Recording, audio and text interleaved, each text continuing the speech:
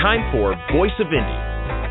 Your hosts today are Beem Weeks, author, producer, and marketing monster for independent multimedia publisher Fresh Ink Group, and Stephen Gies, author, producer, composer, and publisher for Fresh Ink Group.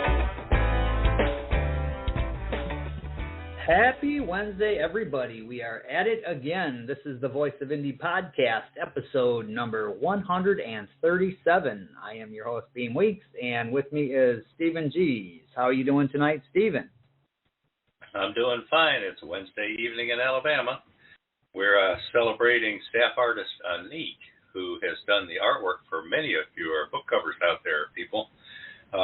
Has picked up a new side gig doing 3D animation modeling for a company in India. So he moved 1,000 miles over the weekend so he could be closer to that job. So congratulations, and Neek, glad to hear it.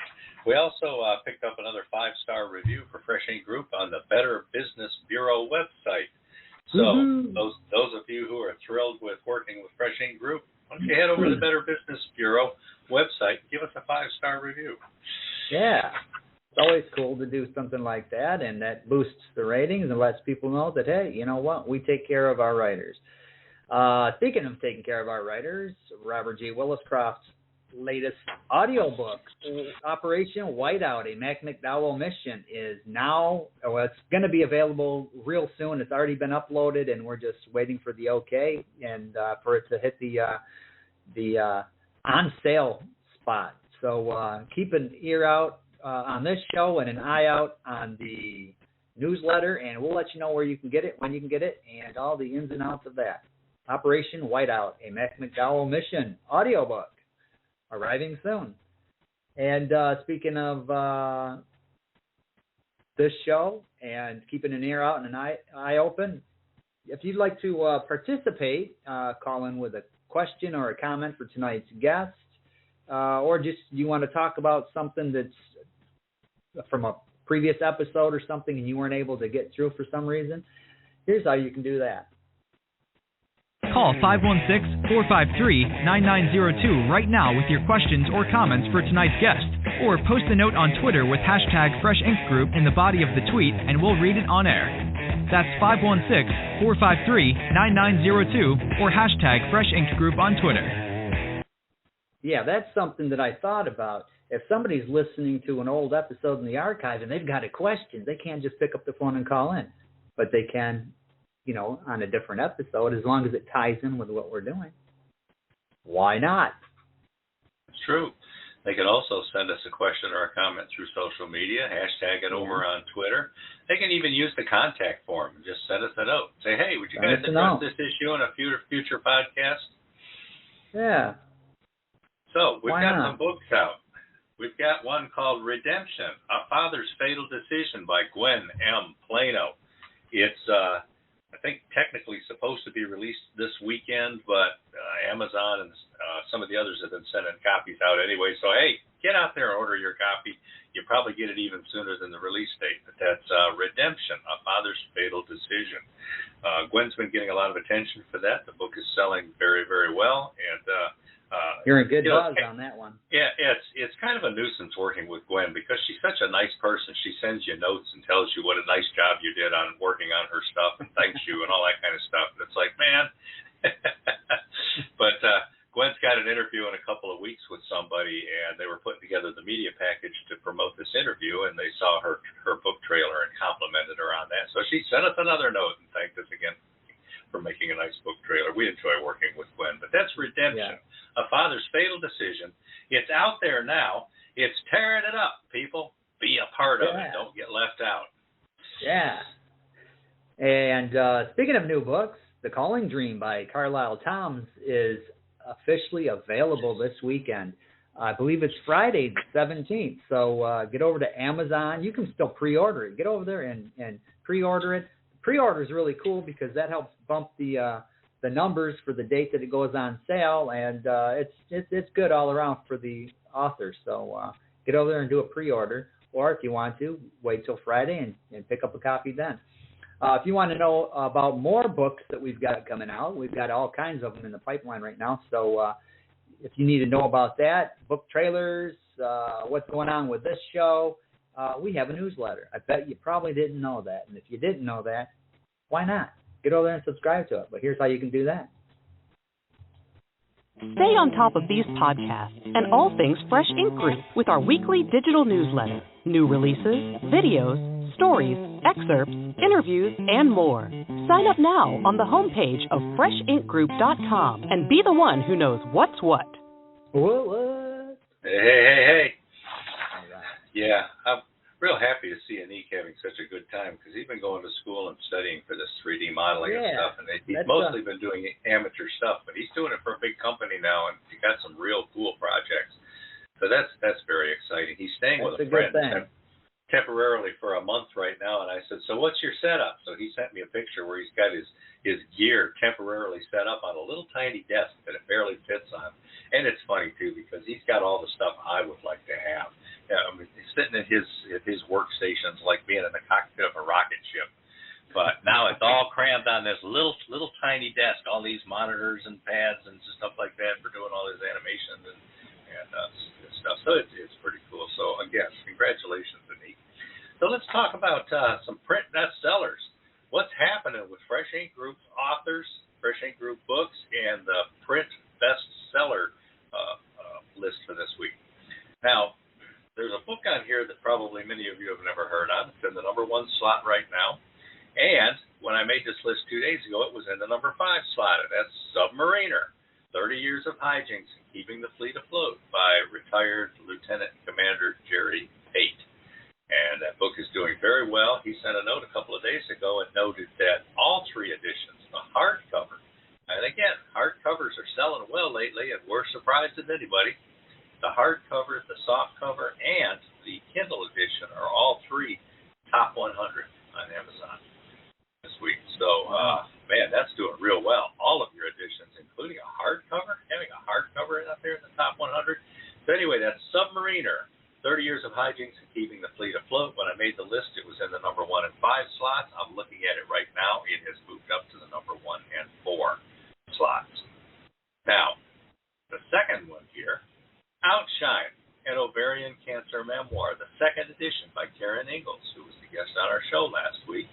A memoir detailing her struggle with dealing with ovarian cancer and a lot of resources and ideas and inspiration to help other people learn to deal with this as well. Wonderful book, and if you missed that episode, go back and listen to that podcast because we got notes from several people who have recently learned of cancer diagnoses who listened to that podcast and said they found it very important and not just inspiring, but reassuring, affirming. And you know, if it helps one person, it's worth doing this. So that's pretty cool. That's Outshine, an ovarian cancer memoir, 2nd edition by Karen Ingalls. Now, when I made the list, she was in the number 2 and 4 slots, meaning that the hardcover is selling almost as many copies as the softcover.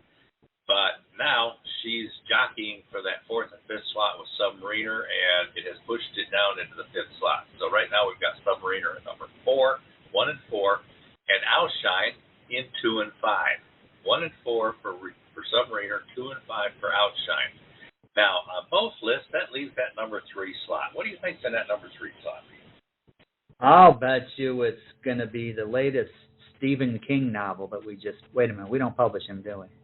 No, but we've got Gwen M. Plano, which is even better. Oh, it's even better, yes. Even better, yep.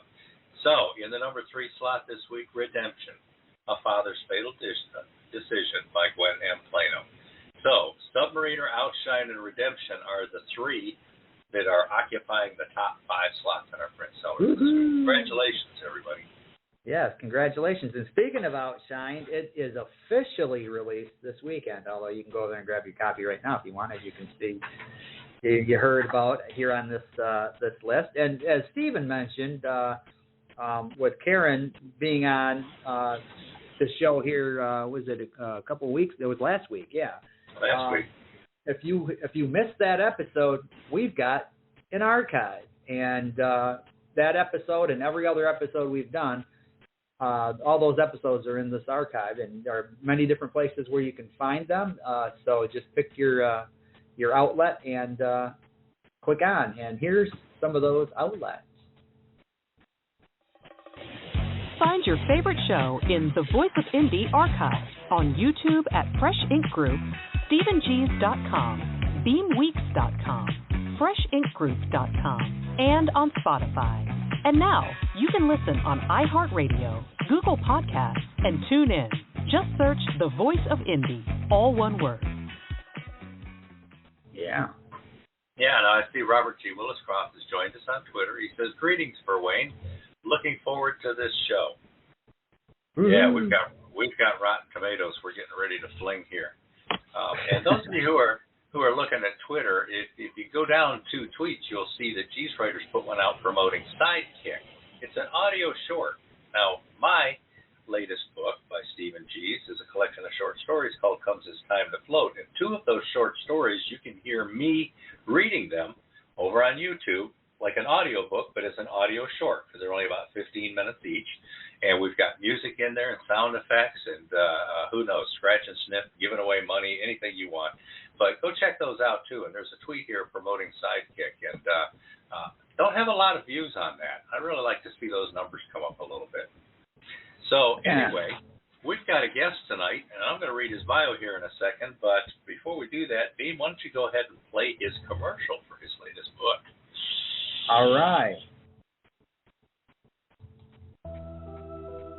He knew from an early age there was something wrong with his mother. By the time he could allow the abused little boy in him to let it go, it was just in time to forgive her. Now he's working to forgive himself. I Hate My Mother is an all-too-true story. At 69, author Verwayne Greenhoe is attempting to justify many things that happened in his life while he can. Many people out there could admit to the same issue. Maybe it was your father, mother, or you change the title as you need. Originally a popular Vella read, this memoir of survival, I Hate My Mother by Verwayne Greenhoe, is now available worldwide in print and ebook editions.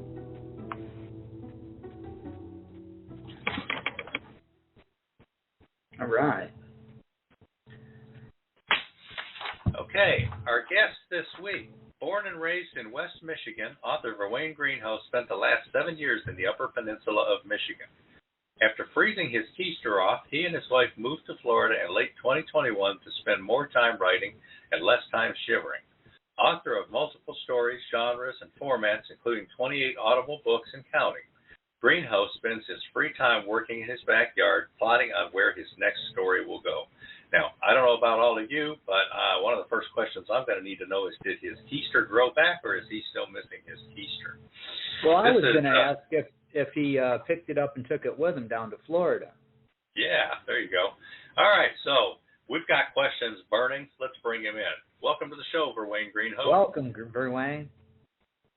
Good evening, gentlemen. And how are you doing in sunny Florida this evening?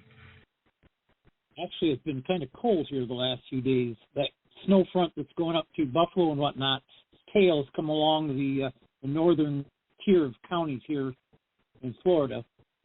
I'm only 6 miles from Georgia, so I still have the last part of the mountain range of the Appalachians coming down through here, run through my yard. So. But wow, it's a beautiful day. You know, any day that you're alive and kicking is a good day. So yeah, I agree. I take it as it comes. Yeah, they're in the armpit of Florida. It seems like every time there's a major storm coming your way, I look at it on TV. They show your house. Here's where it's hitting. Here's where it's hitting. It's coming right here. There's Verwayne standing in the yard, coming right at him. Yeah, furiously waving his hand. Little cartoon. That little cartoon of the mouse coming at the eagle screaming down at it. The last great act of defiance. You know which one that is? Yeah, I remember that one. So how about we start this off with telling everybody who is Verwayne Greenhoe. Tell us a little bit about yourself, Verwayne. I've heard of him. Well, regardless of what my wife says, I'm not wanted by the police. I was a paramedic for a long time. Then I got into working in the emergency room, and I did that grand total for everything 39 years between those two two occupations. When I was a medic, I worked in Montcalm County, and after 7 years there, I went on down to Grand Rapids, and I worked a bad corner called Division and Wealthy. So I saw a lot of stuff that most people would pay not to see, but it got to be part of my everyday life, and so it didn't bother you too much. So, but since I've retired, I've been just writing, and writing makes me happy, so I keep doing it. Yeah, you spent some time in prison in the middle of all of that, right? What was that about? Clarify. Let's clarify that. Were you working outside the prison? Exactly. So you worked in several prisons, right? I basically worked in the old Riverside there in Ionia. I worked in the psych ward, the infamous 11 building. Anybody who's ever worked there knows in the Ionia, Michigan. Everybody thinks if you talk about Michigan prisons, everybody thinks of Jackson. Well, that's the big one, the historical one. Well, the city of Ionia's got like 7 different prisons there, all circled around, all the way around the city. But Riverside's where they kept the mentally ill of all the other prisons. If you had somebody who was having psychological issues or emotional issues, they sent them to 11 building there in Ionia. And my job was to go in, draw these people out, talk to them, see if I couldn't get them to tell me things. And some of the things that I was told while I was there have ended up in some of my murder books. Oh. I worked with a guy who worked for, the name just slipped. The guy out there in California in the 60s, late 60s, he worked for Charlie Manson. Charlie Manson. Yep, and he had pictures to prove it too. He told me, he says, I was supposed to have gone on that. He says, but I had to go do another hit. Guy hadn't paid his drug bill, so they're going to go out and collect. So kept him in prison there in California. But it was an interesting situation. It was dangerous. In fact, I got my skull fractured there working there. But it was. I've taken a lot of psychology. Got a degree in psychology, and it was a very, very interesting situation to get in there and talk to these people, because you could, if you talk to them right, you could get some interesting responses, some interesting stories. I ran into a few people like Richard Kukunski. I don't know if you ever heard of him.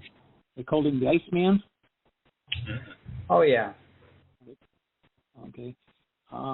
He was a true psychopath. True psychopaths are very rare, but while I was working there, I ran into several of them. And when they looked at you wrong, your blood would just go cold, because you're going, where's my exits? But it was interesting. I learned a lot. I learned I should have ducked a little quicker. I got my skull fractured there, but so we have an author who spent some time. I read that story. Yeah, Crimes and the People Who Commit Them by Phil Lippert, and it's some excellent. They're not all true stories.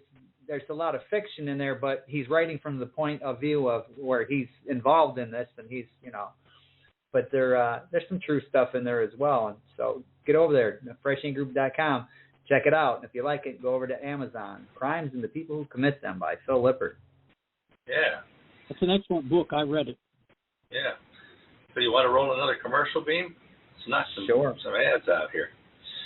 All right.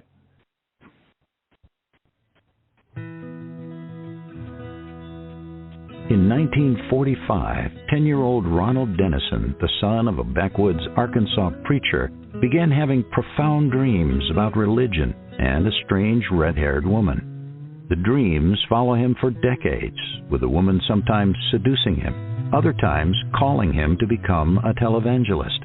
but eventually berating him for his sins of lust. She holds a secret so dark that he dares never admit it, even to himself. The more famous and wealthier he becomes, the more he struggles with his adultery, his fetish, and his shame, until his torment can no longer be contained. Staggering revelations challenge everything he ever believed. Will truth bring him the peace he always craved? Or will the woman's demands prove more than he can bear? Read the novel The Calling Dream by Carlyle Toms. Proudly published by Fresh Ink Group in hardcover, softcover, and all e-book formats. The Calling Dream by Carlyle Toms. Yeah. All right. Get your copy of that now. That's going to be a bestseller as well. Yeah, over on Twitter, Robert G. Williscroft, he said, you never catch up. There's a little statement here. He says, you never catch up because what you do to catch up, you could have done anyway. Yeah. All right. All right. Now, listen, people, we've got Verwayne Greenhoe on here. He's going to be talking about all kinds of cool stuff, including how to use Vela over on Amazon and how to use Vela to make money to supplement your writer's income. And he's got some cool pointers and ideas there. Call in with your questions and your comments on that. Let's get some conversation going here. It's Verwayne Greenhoe. Yeah. Now, So, Verwayne, you told us about your kind of career experience, but you've also had a bit of a journey in your personal life, especially losing your wife and some challenges you and your current wife are facing. You want to tell us a little bit about that? Well, I wrote a book it's called Finding Myself Again. And it was one of those things, I don't know, I believe in karma, God directed, but when I was at one of the very lowest parts of my life, somebody else stepped in and made my life much better. And I wrote that book. I did my best to leave the reader understanding how I felt emotionally as all this was going on. People talk about I know what it's like to grieve. Well, you probably do, but when my wife and I had been married 47 years, and then we weren't, and I picked up. Like I said, I was losing it. I got sloppy with my writing. I got sloppy with everything, you name it. Got me a couple bad ratings because of that. But it was that point in time I had to write just to alleviate the pain and the hurt I was in. And I didn't care what it looked like. I just wrote. And because to me, writing was medicine. And yeah, struggle to keep going here. But anyway, I've cleaned up everything. I've done much better because I knew I was capable of better. But I kept pushing forward, and now I'm happy again. I'm with my wife, and life is worth living. And instead of slowly melting away, I've begun to. I'm almost 70, and I feel more like 35 now. So wow, I'm ready to do anything. I work in the back. I bought a house down here that was far from being ready to move into. We've done a lot of work, and we work 6 to 8, 10 hours a day, and a place that I stole for $20,000 now is probably worth closer to $80,000. So because we've cleaned it up. But we're a good team. We enjoy being with each other. And you can be married for a long time, but you don't enjoy being married. I've always enjoyed being married. Every minute. That's if you find the right person, you're going to find that enjoyment. That's your partner in life, and there's some people that grab a hold of the wrong one, and those are usually the ones that don't enjoy being married. I was one of those. I've been. I got the wrong one. She and I just did not mingle well. I've been extremely lucky twice, and I've been nothing but happy and pleased with where I am, with where I am, with who I am, and who I'm there with. So, ask for more than that. And so that one of the Velas I'm going to talk to you about is one that's called How I Keep Smiling. How I Keep Smiling in a World That Isn't. Because people are going, well, you're always smiling. How come? Life's tough right now. Yeah, it is. But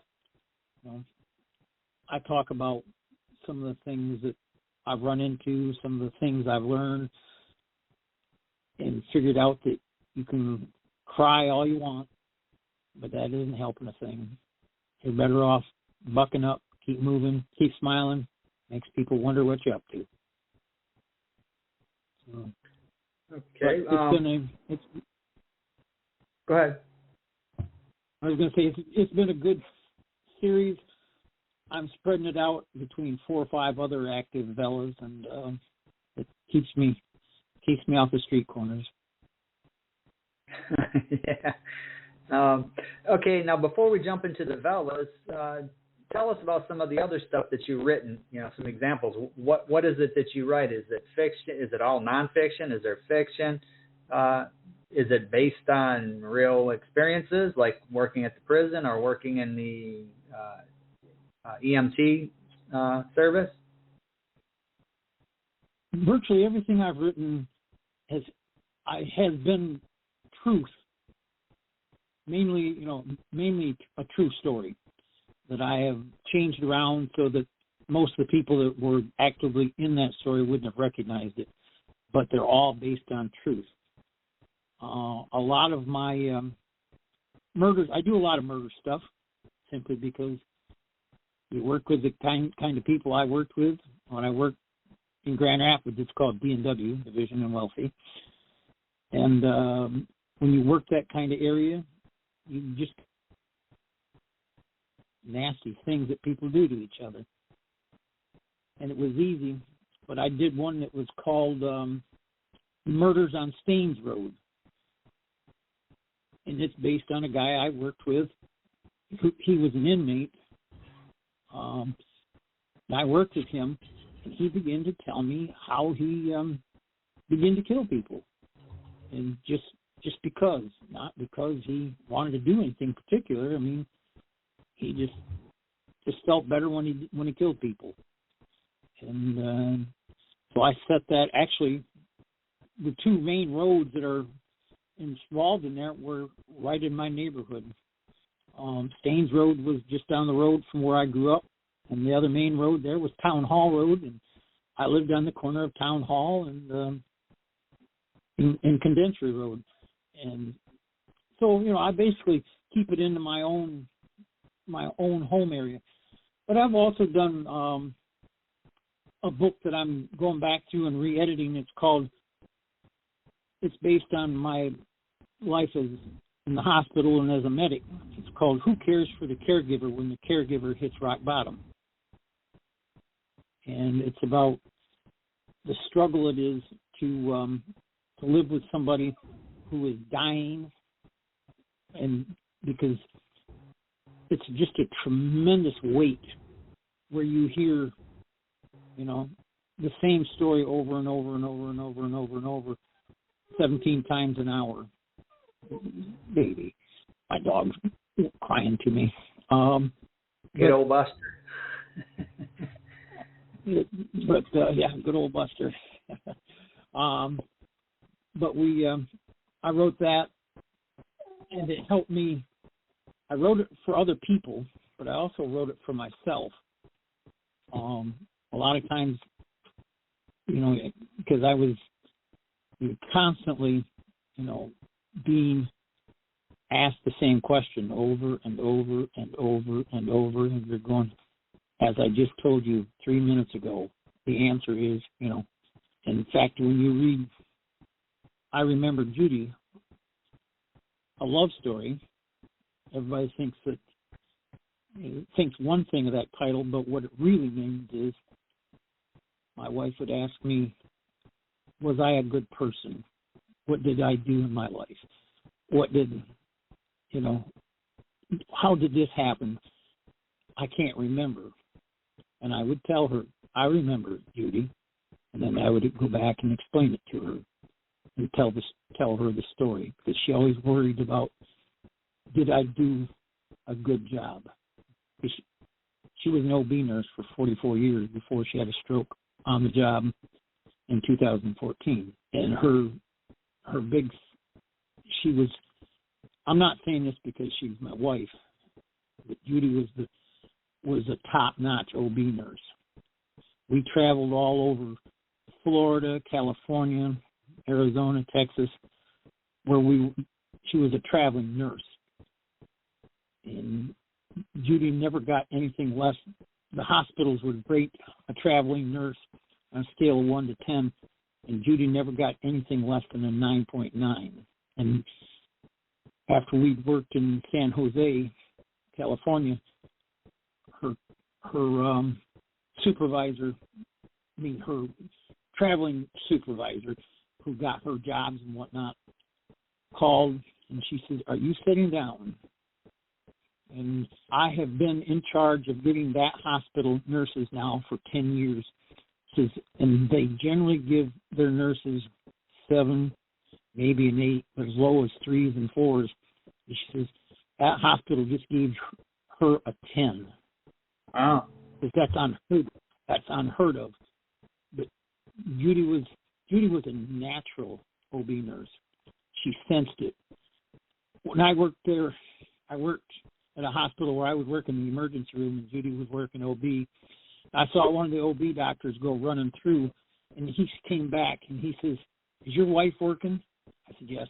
He says, "Oh, thank God." He says, "When things go bad," he says, "I need to see her face across that table." He says, "Because I know she will always be there. She'll know what to do." And that was her reputation. She was just an absolute natural. People would call, or doctors would call her at home, and they'd say, "Could you see if Judy would come in and do that Judy thing that she does to help move this delivery along?" Because Judy knew exactly what to do to move a birth along, and she was good at it. So that was a romance for the ages in my book. So, but okay. I'm thinking, Stephen, are you there? All right. So what I'm thinking is we're going to do a commercial, and then when we come out of the commercial, how about you tell us all about Bella? Sounds good to me. All righty.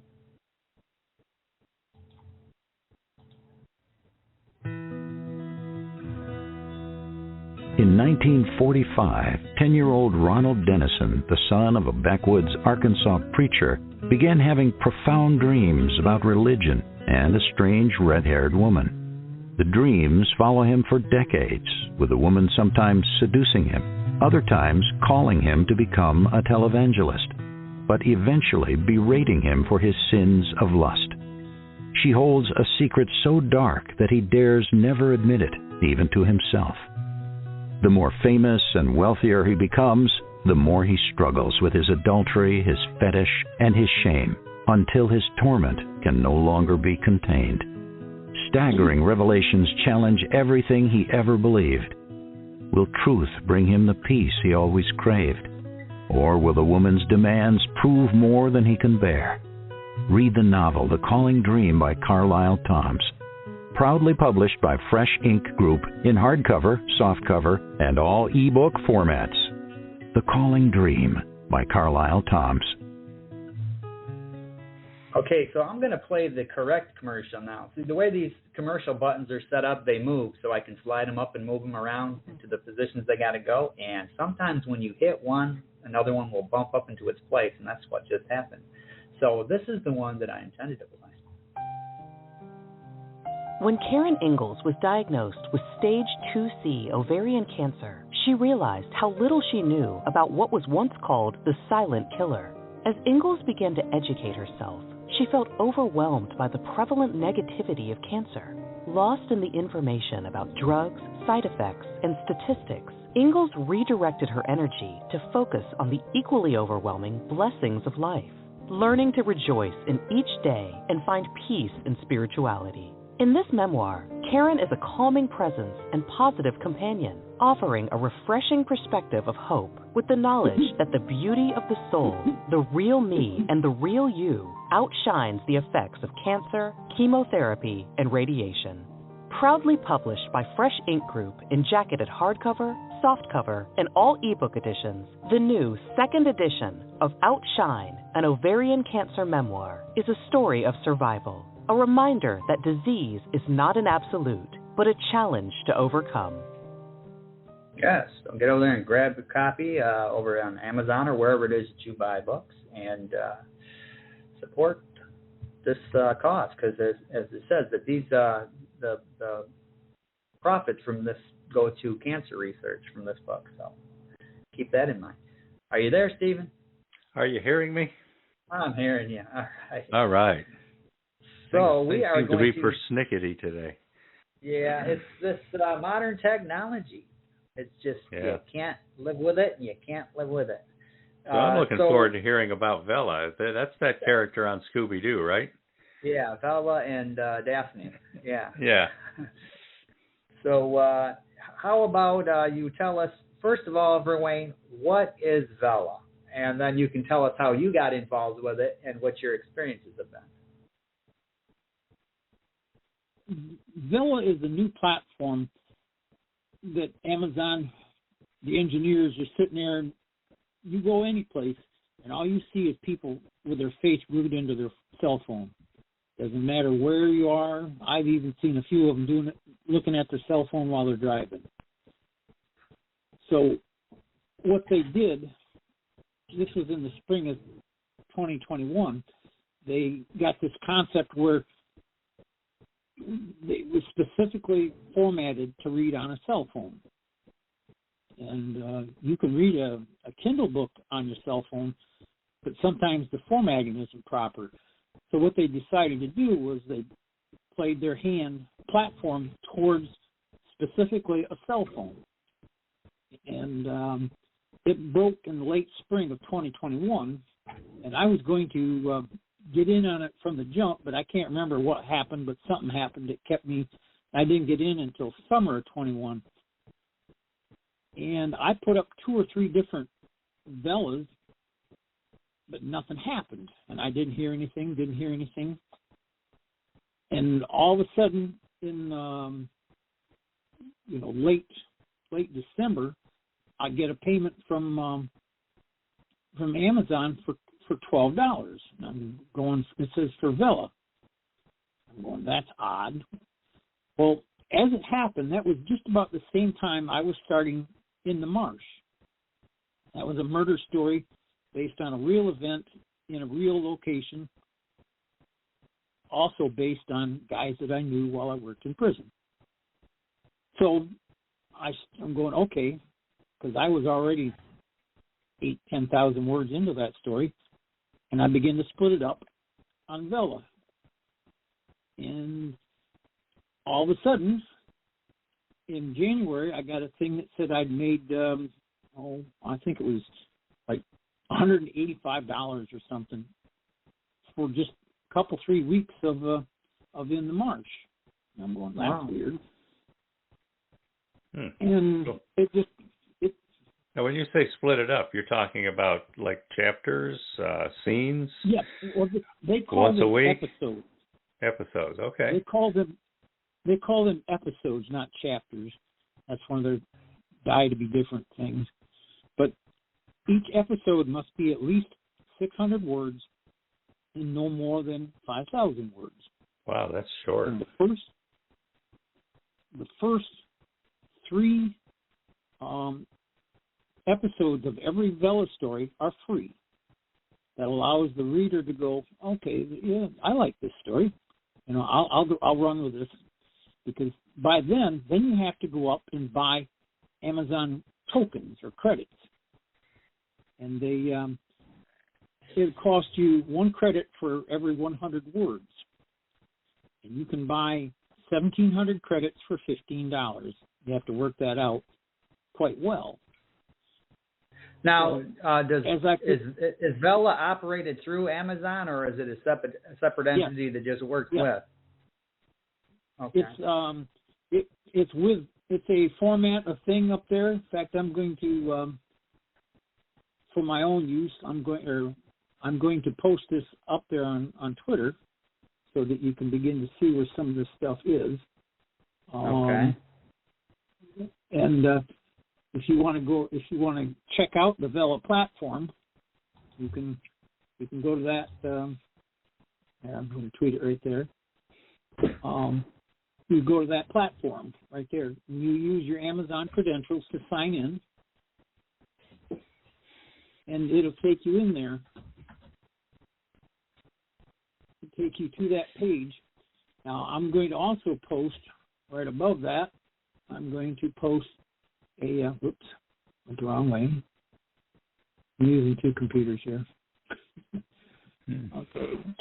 Yeah, everybody, listeners, Verwayne is posting this on Twitter right now as we speak. Just go to Twitter, type in hashtag Fresh Ink Group, all one word, of course, and click on at the top of the page, latest, and he's got the link and everything right there. Well, now this is, you go in there, and I posted a thing here. These are 3 of my, there's one that's already in progress. The bottom one, how I keep smiling in a world that isn't. And you can see that it's got like 8 live episodes. Trouble in the Singularity, I've now got 4 up there. And then you'll see one, I can write romance fairly well, and I'm going to call it Midlife Romances, the series, and just be a series of romance stories, different people, different situations, different scenarios. But see, like I said, the first 3 episodes of every Vela are free. Well, if you're doing a 3,500 word short story, romance story, and you're giving away at least 1,800 words of that, and then you're going to start another one, and you're going to give away another 1,800 words minimum, there's a problem with that. So I decided I'm going to start writing anywhere from 3 to 25,000 words, 3,000 to 25,000 words, short stories. And I've already got teen romances set up and ready to go, so I can just build on them. I know the basic premise I want to go with, and then that's all I need is basic premise, and it's off and running. But you go in there, and you can see where it says that you can go in and you manage your story, and you can get everything in there, and you go in there and it formats it. You have to load it. A friend of mine, I don't know if she's listening tonight, she said she would, but they've got a storm over that way over to Jacksonville. She didn't put her stuff into Word. It has to be imported into Vela in Word. Okay. If you cannot get that stuff to format. It's all over the place. And I don't know why they allowed that to happen, but they're demanding it goes in there in Word or in a Word type document. Can't remember the name of it, but there's several Word type programs that it takes. Probably Google Docs, I would assume it would take. But you put it in there, and then you can format it. But going into the AI business, because everybody, I know all the, you've got some big name writers, and everybody's going through and editing. Everybody needs an editor. Lord knows yes. I did there for a little while. But the Vela platform has some excellent AI, artificial intelligence, in behind it, and it works extremely well. And it will suggest different phrasing. It will go through and go, hey, you missed a comma here, or you put a comma here, and that doesn't belong there. Ding dong, let's take that out. And it's pretty good. I was rather amazed by how nice that is. But I'm looking at some stuff about Vela here, and it's saying that they only launched this in July, and it is for U.S. writers only. So some of our friends overseas, like Harmony Kent, would not be able to participate yet. But have you heard anything about them rolling it out beyond the U.S.? They are working that, but if somebody like Harmony wanted to do that, and she went to the Amazon.com and versus .uk. Of course, yeah. You can always short circuit the system if you work it. Yeah. I'm also looking at an article here too that's saying that this is working better than they expected. It's going like gangbusters for fiction writers, not so much for nonfiction writers. So fiction writers, this is great for novels that can be serialized. That sounds terrific. It's giving me ideas. They're just like Edgar Allan Poe got his thing doing back in late 1840s, 1850s. Charles Dickens. Virtually all of Dickens's novels were serialized. Yep. And what they called penny dreadfuls. Yeah, exactly. Yeah. One sheeted pieces of paper that cost a penny and read absolutely dreadfully. So, Beem, you want to pause for a second and knock out 2 commercials, and then we can talk to Verwayne Greenhoe a little bit more about Vela and artificial intelligence, and maybe we can cajole somebody into calling in. Yeah. All right.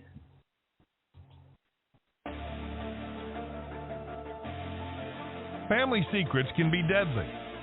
When Lisa visits her parents one fateful Saturday morning, she hugs her father and takes her suitcase to her childhood bedroom. The doorbell rings, and 1 minute later, her father lies dead on the floor, 3 bullets to the chest. The death of Eric Holmes sends shockwaves throughout the quiet neighborhood. But for the Holmes family, it's devastating. In this fast-paced psychological thriller, Lisa and her brother embark on a quest to solve the mystery of their father's murder. The journey takes them into a secret world where nothing is as it seems. Once the puzzle pieces begin to coalesce, they realize that their father had multiple lives. As the facts unravel, the siblings discover the true meaning of redemption. Gwen M. Plano's Redemption is available worldwide in softcover, jacketed hardcover, and all ebook formats. Published proudly by Fresh Ink Group. Redemption by Gwen M. Plano. With good jobs so hard to find, especially in rapidly expanding Tennessee, owning your own food truck could be the best option. It's the least expensive startup, and you can be fully operational in mere months. The rules and regulations can be a bit complex, and no single source has offered all the answers. Until now. How to Start and Run Your Own Food Truck Business in Tennessee by food truck veteran A.K. Wingler is the step-by-step guide that takes you from good idea to great success. Sure, it's hard work, but exciting, mobile, flexible, and highly profitable. And you get to be your own boss and set your own hours. Proudly published by Fresh Ink Group, this book tells you how and where to make money in this exploding independent industry. Learn more at Wingler's website, yourfoodtruckhowto.com. Grab your copy in laminated hardcover, glossy softcover, or any of the major ebook formats at retailers worldwide. Even if you're just curious for now, this guide is the best way to discover why a food truck business is right for you. All right, don't forget, all of these commercials you hear on here, we have trailers for them over at YouTube. Just type in Fresh Ink Group and check out our channel, and we've got all these on there. And don't forget to like and subscribe while you're over there. Yeah, and the author of that book, the Food Truck Series book, and the Food Truck website, A.K. Winkler, she was supposed to be on the show a couple of weeks ago, but she had a medical thing to deal with, so we postponed her a little bit. But you can look forward to hearing her on this podcast sometime in the next couple of months, talking about the food truck industry, and it's interesting. Yeah. Not to mention, tastes good. Yeah.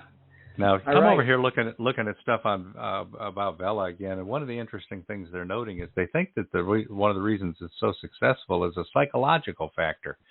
People like to have a short little thing that they can, when they're like picking up the kids from school, they're waiting to pick them up, they're waiting for a doctor's appointment, they're sitting in a waiting room or whatever.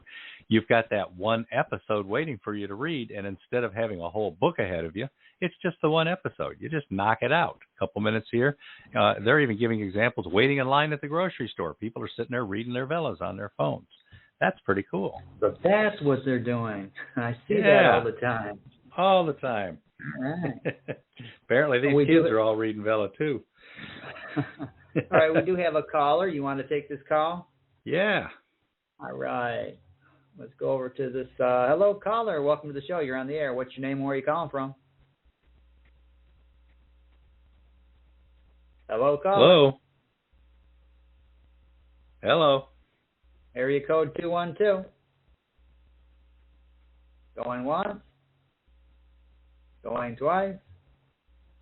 All right. I'm going to go ahead and on hold.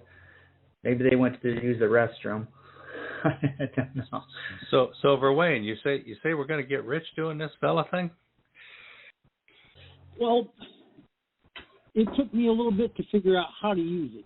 But in the 16 weeks it took me to post in the marsh, I made a little over $2,100 for a story that wasn't, I made that probably, I got $410, and it was all based on in the marsh, 1 month.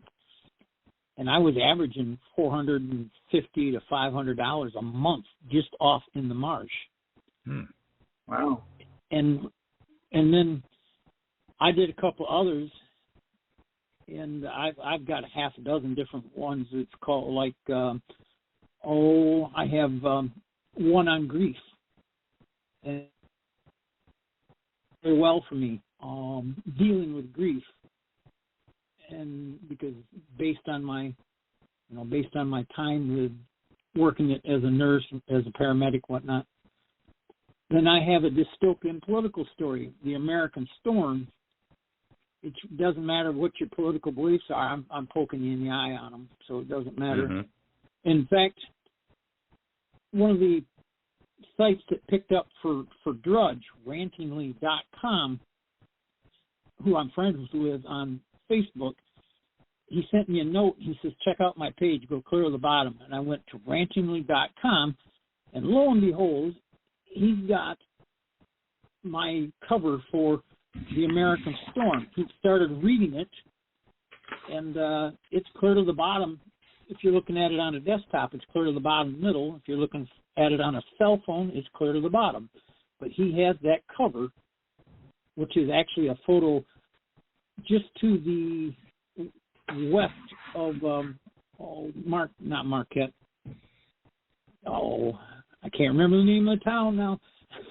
But Green, that's a picture of, it's taking pictures with my Nikon during a storm, and I caught that lightning strike hitting, that's Grand Island out there, just off the shoreline. That's in Lake Superior, but that lightning bolt hit the island, so I used that as a cover. Cool. But since he's posted that over there, the visits to that particular story are really piling up. Wow. But then I did my next big hit was I Hate My Mother. And that was a story that had said on I started that even before we moved to Florida.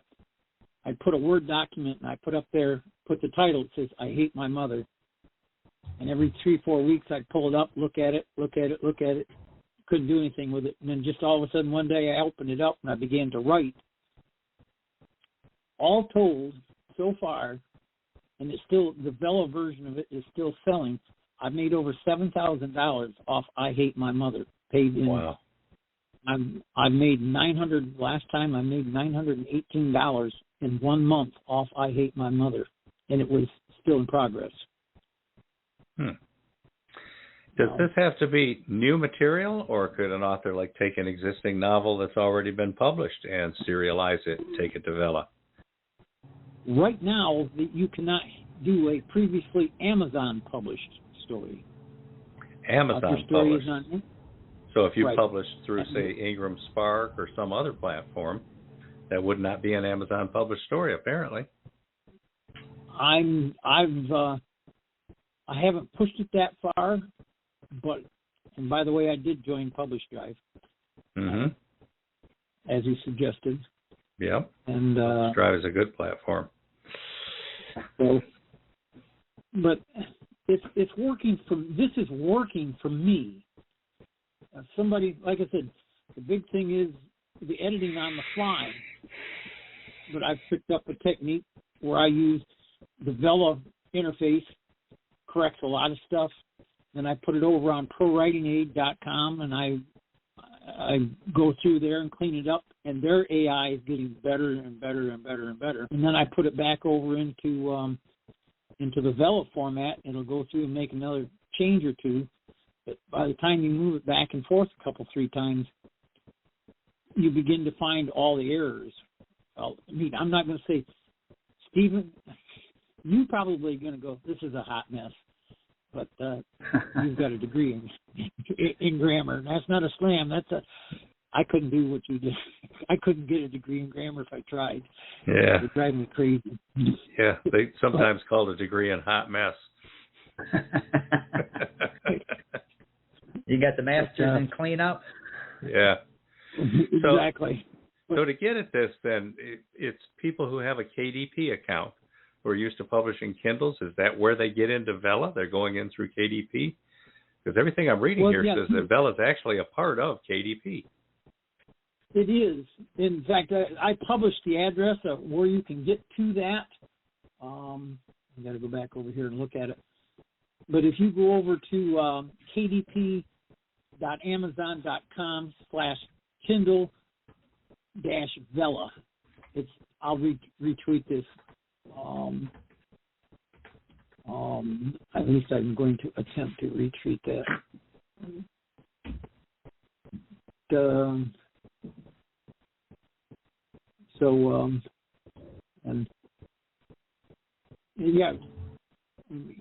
Robert is saying it can't be published anywhere. Now there are other. Now, what I'm looking at on that is this is from Amazon. And they're saying our Kindle Vella content guidelines include that we don't allow content that is freely available on the web. If you have a story in serial format that is available elsewhere, you can publish it with Kindle Vella as long as it isn't freely available on the web. Freely. That appears to be the word. And this is Amazon's statement. There's that link to get into the Vella thing. Yeah, okay. Well, okay. But like I said, I Hate My Mother just took off, and I got over 600 emails. It has a thing there for author notes where I can sit there and post my episodes and then go underneath it and add another 300-400 words pointing to certain things of it, and it allows you to do that. But the key thing to making money using Vella is, you got to get that 4th chapter in there. And then you've got to get people to read it. They pay you by the number of times your story was opened. So, get out there and promote these things. That would be the way to go. Right. Now, Robert Williscroft has also posted the link to Pro Writing Aid. And he's making the point that it can't have been published anywhere. Pro Writing Aid has been remarkable. They've got their AI is keeping way up their too, and I like it. Let's toss up one other. Beam, this is what. For those of you who need I don't want to say it this way. I'm going to say it, a crutch. There's a new group out. Well, they're not. This group has been out ahead of AI here for a little while, and they've got some really good stuff. And they have a 3 times a week seminar, 1-hour seminar, where they actually show you how to use this Studorite. Now, I couldn't use it for my everyday stuff, but they have some excellent ways to get your, if you get stuck, you can go through there and their AI will help you figure out a new twist for your. I was in a meeting yesterday morning, and the lady that was doing the guided tour, she was having a problem, and she sit there and began to feed this thing hints, and it gave her the twist that she wanted to go. She got a twist that she really liked, and it went someplace. Now, these people do charge. That is not a free situation. But if you are looking for something specific, that is a very good way to do it right there, that tool. And they've been in that for a couple of years. And,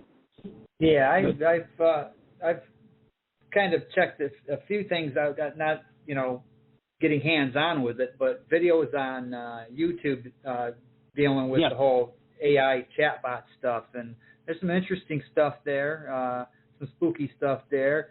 I did try out the AI picture generator where you type in what you want for a picture, and that just, to me, that was like the eyes. They just look creepy and googly and just, something that I wouldn't want to use for a book cover. I mean, it just, and I'm guessing it's going to get better and as you go along. Well, it's already, I've been following them for about 3 weeks, and it's already getting better.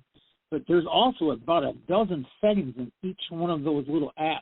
The picture thing, if you get in there and look at it, it allows you to make it more serious or less serious, or you can. There's a lot of parameters you can install into the AI. Okay, that's good to know.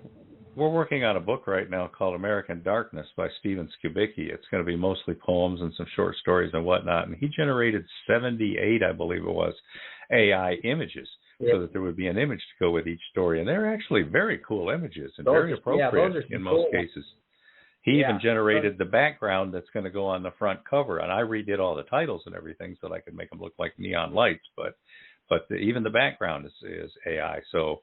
And we've even got some background on his website that we built for him that's AI as well. So some people are finding that it works well for them. Some people are looking at the results and saying, ugh.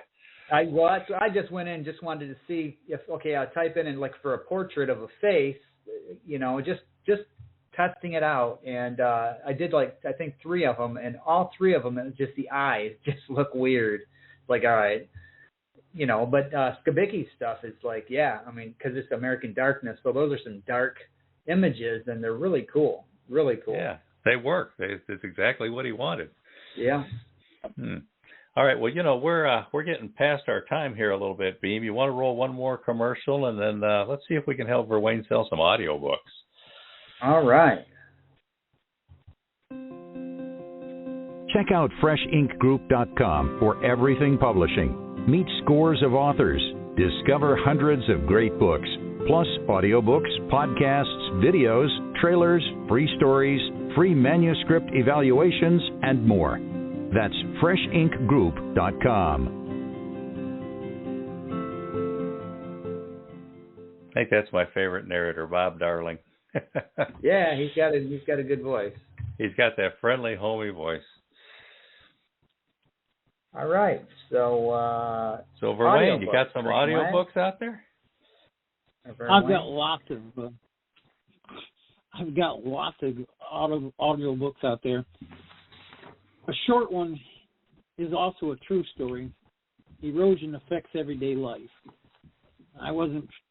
In retrospect, this probably wasn't the best narrator for this, but it's a true story. It's only 21 minutes long. but it has to do with a day in July of 1975 when a certain very famous union guy disappeared. And what that story tells you is all true. I was there, but finding myself again is, I'm going to say, is probably the best combination of writing and narrator. I had a husband-wife team going through there and listening to that. Still gives me the chills sometimes. And then the touch. Things my father taught me, the touch. And then there's 21 minutes. I can post links to all these, but 21 minutes was a true story. Early November 1975, I was at an accident that was one of the most horrific accidents I'd ever been at. This man is hopelessly caught in his vehicle. He had a 1974 Ford Maverick, and he was hopelessly caught in this thing, and he was dying, and somebody had to stay with him while the other rigs were en route. And I spent 21 minutes talking to this man, just him and me. And if you think you have a hard time talking to somebody you meet on the L or in a cab or someplace on the airplane, think you have a problem talking, try talking to somebody and you both know he's going to die shortly. That's what that 21 minutes was about. I was still a very young paramedic and made a profound change in the way I dealt with people. And Brian Moriarty narrated that, and he did an excellent job, I thought. But then the touch was another one. Michael Berkowitz, gentleman that did Finding Myself Again. But the touch is a fairly true story, probably 90% true story of my life as a paramedic. And the touch has nothing to do with me, but something that happened to me. At an accident scene. Okay. Now you had mentioned one of your Velas, you got a bunch of emails on it. What kind of feedback do you get from your work, from all of it, the books, the Vela, the audiobooks? I've had a couple, especially on the Vela stuff, where I can leave notes there and leave my email in the author notes. I've got, in the Marsh, probably got me 3 dozen different emails. Half of them were from cops. We're going, you're fairly familiar with the way the investigation thing goes. I've had enough murders as a medic that I saw how the investigation goes. So. But I hate my mother over 600 emails. Wow. By people who are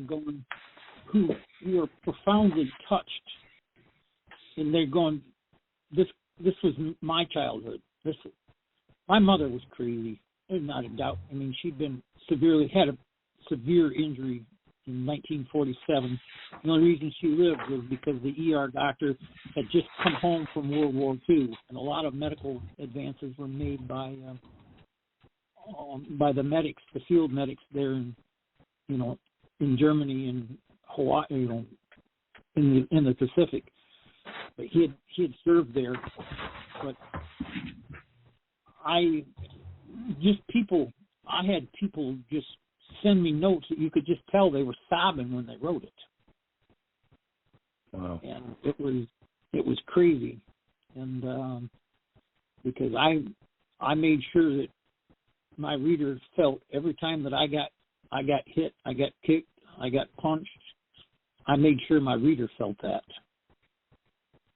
And I got a lot of notes to that effect going, I felt every time that you got beat, I felt it. That's the heart of good writing, is being able to elicit that emotional reaction from a reader. Like you in my can case, make them laugh or cry. Yeah, in my case, it's usually, what is this crap? But if you can, if you can get them to shed a tear or actually reach inside and get in touch with something inside them, you've accomplished something. Yeah. Now I want to read a tweet here from Robert G. Williscroft, and it's something I agree with wholeheartedly. He says, "I will challenge AI writing with my own writing anytime, anywhere," and I agree. He's throwing down. Verwayne Back away, everybody. Yeah, Verwayne had said that some people might need to use this as a crutch. Well, if they need a crutch to do that, are they really a writer? I mean, you're going to let AI do it. This is what some of the articles and the stuff I see on YouTube, people are saying that they can write blog articles just by telling AI with some of these chatbots what they need, and it writes them for them. Well, then you're not writing the blog piece. It's not you. It's and I have no problem with my own writing. And Robert G. Williscroft is a brilliant writer, I'll pick up his book before I pick up an AI book. Well, and I agree with both of you. My big thing, the singularity, I had done trouble in the singularity. I had done all kinds of research, was getting nothing. I learned more on Dr. Sheldon Cooper talking about it on the Big Bang Theory than I did any place on the internet. Wow. Until I found that Chat GPT, and after I learned to phrase my questions right, that bot fed me thousands, and I asked it questions, and within an hour, I got over 4,000 or 5,000 words that gave me the bot's version of what was going on. But even the bot was warning me this can be turned evil by the wrong things. And I mean, when are we going to hear about a Pulitzer Prize winning book? Well, AI wrote it. Yeah. Exactly. But that kind of stuff, it's basically a tool, and like everything else, I mean, even when you get down to the basic tools like spell checker, if you know how to write, then you can use tools as part of your talent pool of your capabilities. But when you start using tools to fill in the gaps for the skills that you don't have, it's not going to work. It's never going to work. Then you're relying on something to write that blog article for you, and you don't even know if it's any good or not, or how to make it better. So it still comes down to you've got to be a good writer. And then if you want to get an idea from AI or play devil's advocate and brainstorm with it or something like that and use it within your own skill set, that's great. But if you start stepping back and expecting something else to do the creative work for you, find something else to do. Yeah. Amen. I agree 100%. Yeah. So you got some advice for people out there, Verwayne? Other than try Vela? Try Vela, but the big thing is I try to write every day. It's not always there, but I write every day simply because it makes me feel good. Just keep going at it. I send myself emails. I wake up in the middle of the night and I'm going, oh, yeah, and I'll send myself just a 3-word, 5-word email going an idea or a line. I've done that. But you just sit there, but you just got to believe in yourself, because if you don't believe in yourself, why should anybody else? Yeah. Very good. Okay, Verwayne.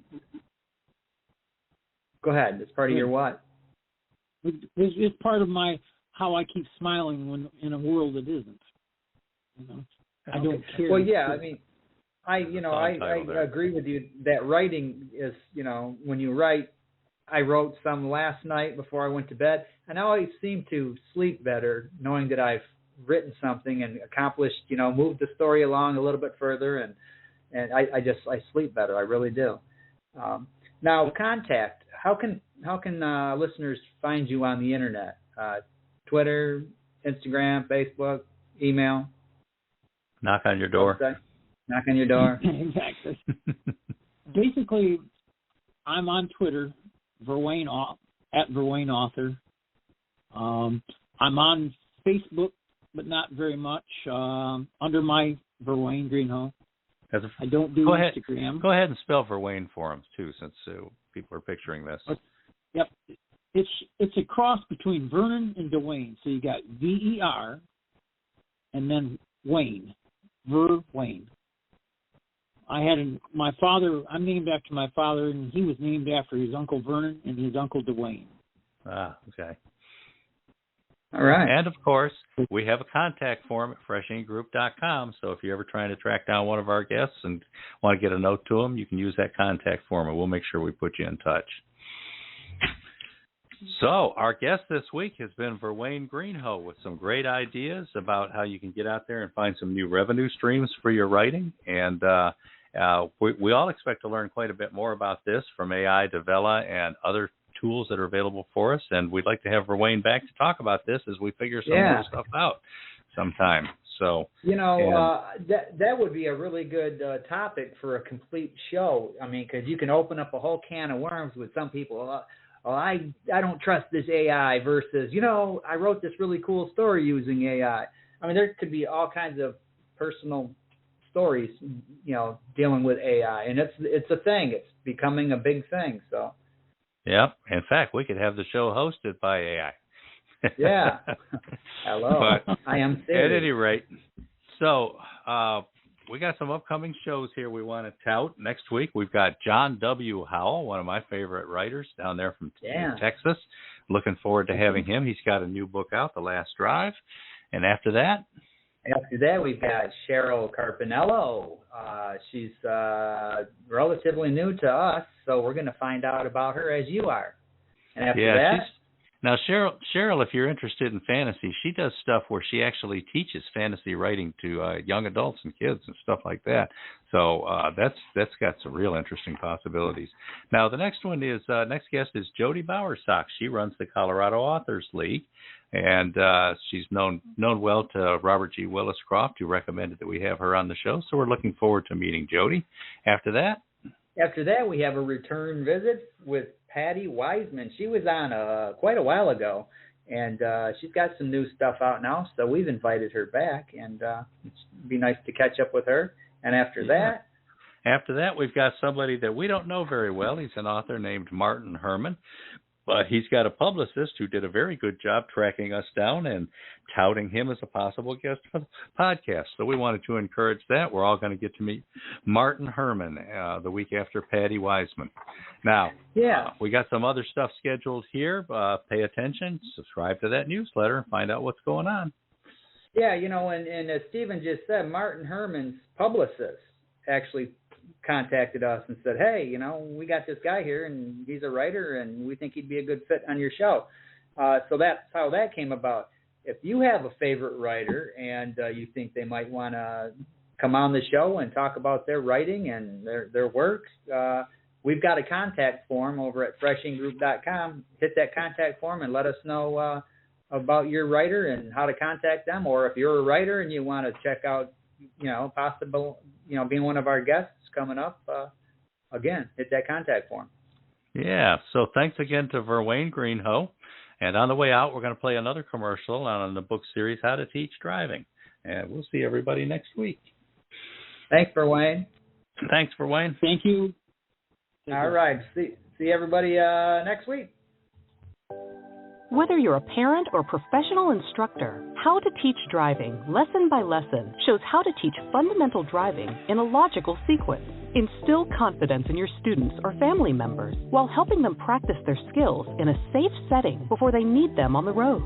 You will practice diagnosing and analyzing driving errors, especially steering errors, so you can explain and correct them before they become dangerous habits. Academy founder Kenneth Lindquist includes a wide variety of tips, such as how to avoid hugging the center line and to take proper seatbelt use seriously. This Instructor's Edition of How to Teach Driving and its companion Parents Edition are the perfect partners to written guides because they translate the classroom's two-dimensional concepts into three-dimensional skills. Proudly published by Fresh Ink Group, both editions of How to Teach Driving are found everywhere in laminate hardcover, softcover, and all ebook formats. Whether your region requires driving instructor training and certification, or you simply want to be the best at helping beginners learn road safety, this book is the place to start.